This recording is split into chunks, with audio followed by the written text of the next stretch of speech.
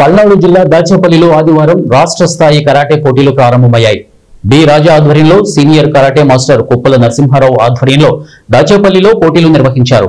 దాచేపల్లి మాజీ సర్పంచ్ తంగెళ్ల శ్రీనివాసరావు మాట్లాడుతూ కూటమి ప్రభుత్వం క్రీడా రంగానికి విశేషమైన ప్రాధాన్యత ఇస్తోందన్నారు.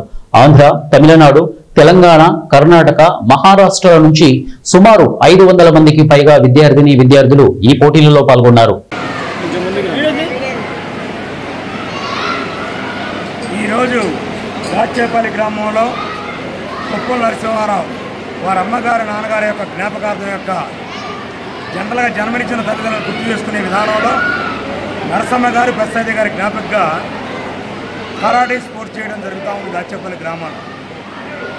అంటే జనరల్గా దాచేపల్లి గ్రామం అంటే క్రీడా రంగంలో ఇప్పుడు కూడా కబడ్డీ కావచ్చు, బాల్ బ్యాడ్మింటన్ కావచ్చు, క్రికెట్ కావచ్చు టోర్నమెంట్ పెట్టేటువంటి గత 40 సంవత్సరాల నుంచి కూడా దాచేపల్లికి పెద్ద పెట్టేసేటువంటి ప్రజలు స్పోర్ట్స్ వాళ్ళు ఎప్పుడూ ఉంటారు.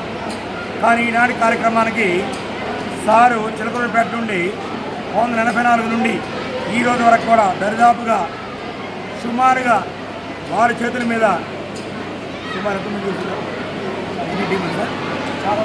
సుమారుగా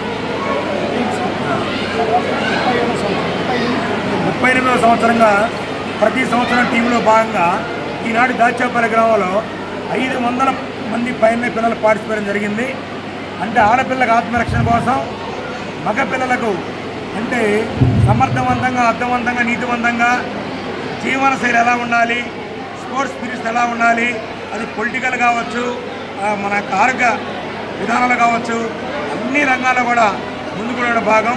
అది కరాటే కావచ్చు, కబడ్డీ కావచ్చు, క్రికెట్ కావచ్చు, ఏదైనా టోర్నమెంట్ కండక్ట్ చేసే భాగంలో ఈరోజు మా కలిగినటువంటి కుప్పల నరసింహారావు గారు, కాకపోతే మా గెరపనేని శ్రీనివాసరావు గారు చీఫ్ గెస్ట్గా పిలిచి ఉన్నాం.